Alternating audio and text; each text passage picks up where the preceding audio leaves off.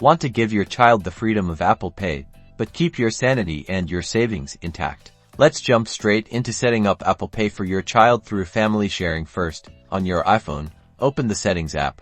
At the top of the Settings menu, tap your name. This will take you to your Apple ID settings. Now, look for and tap on Family Sharing. This is where you'll manage all the members of your family connected to your Apple account. Make sure your child is already part of your family sharing group. If not, you'll need to add them first using the Add Member option. Once they're in the group, tap on their name. On your child's family sharing page, scroll down until you see Apple Cash. Tap on it. Here, you can enable Apple Cash for your child. If it's not already, you can also set up parental controls. This is where the magic happens.